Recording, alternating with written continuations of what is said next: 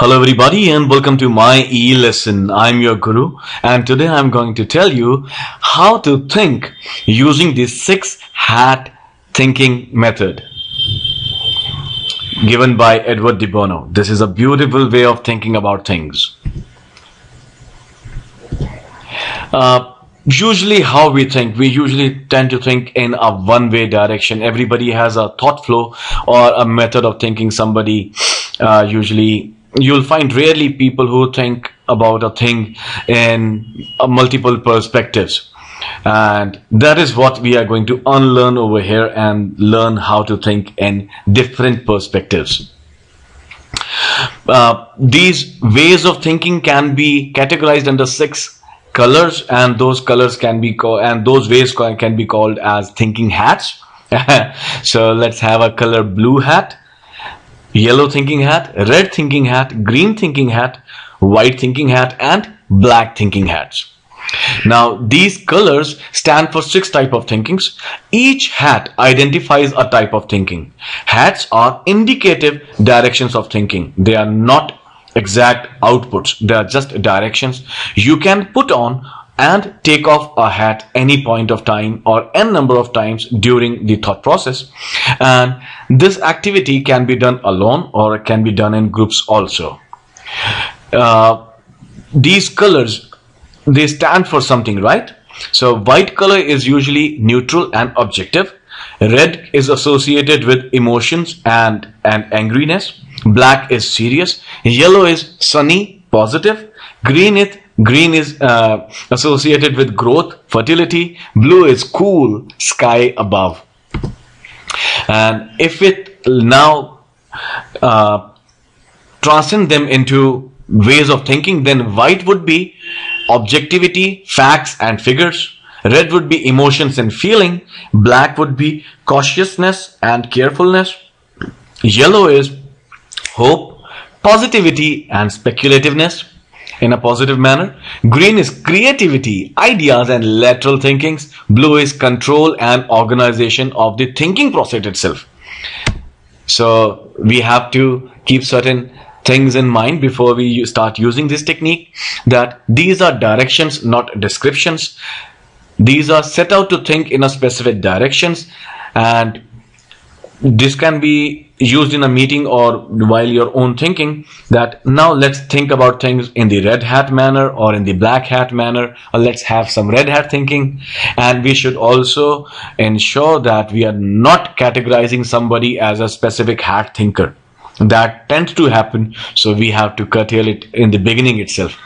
And usually everybody can and should use all the hats at one point or the other during a thinking session, and this is a very constructive form of showing off that you are a better thinker, or if you are conducting a meeting, then allowing people to think in a very good manner.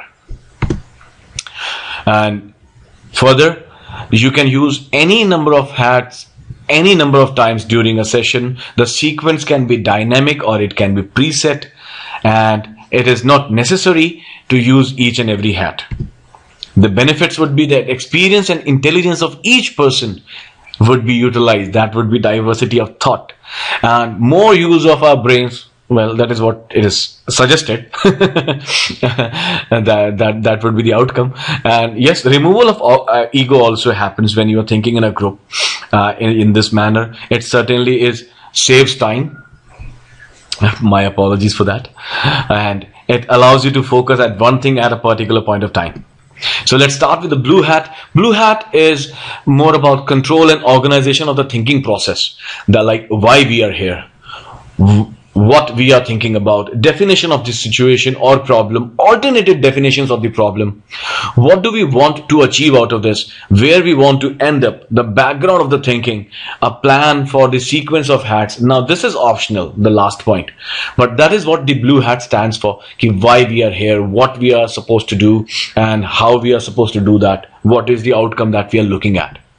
Then the white hat, which is purely objective, looking objectively at facts and figures. It is very neutral and objective information, just facts and figures. Questions like what do we know, what don't we know, and what do we need to know? These are very, very important things that come out in the white hat thinking sessions. It is important that we exclude opinions, hunches, judgments, and we also remove feelings and impressions from this session. And we have to ensure that the facts that we are looking at are categorized under believed facts and checked facts.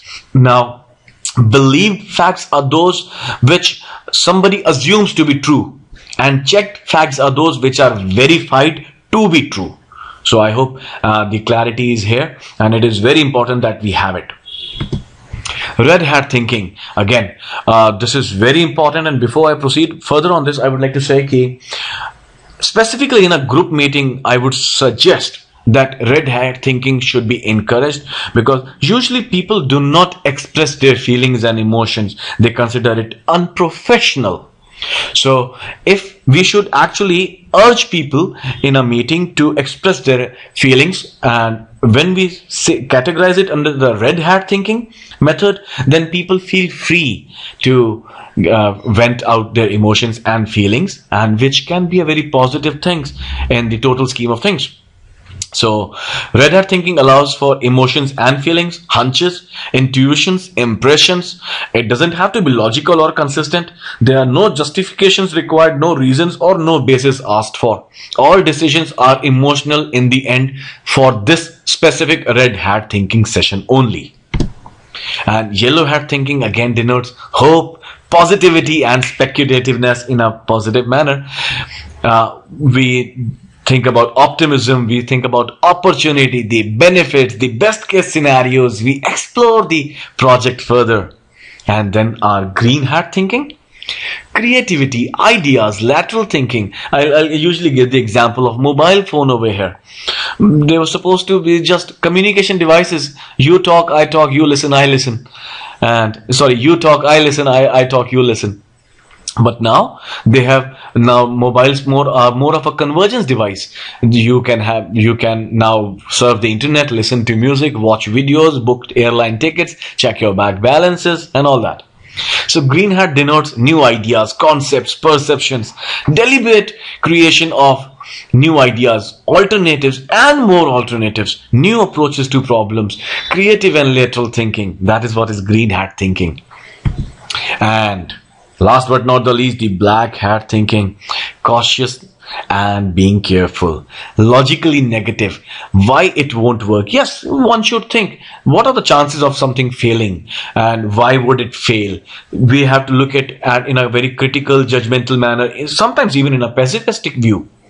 Separate logical negative from emotional negative. So we are actually bifurcating red hat and black hat over here. Red hat is pure emotions and which may be negative, which usually are, and black hat is logically negative things. Okay, this won't work because of A, B, C reasons. Here we focus on errors, evidence and conclusions, the logical and the truthful but the necessary but not the logical and the truthful parts, and they may not be necessarily fair, but you have to think about them, the outcomes, the negative outcomes.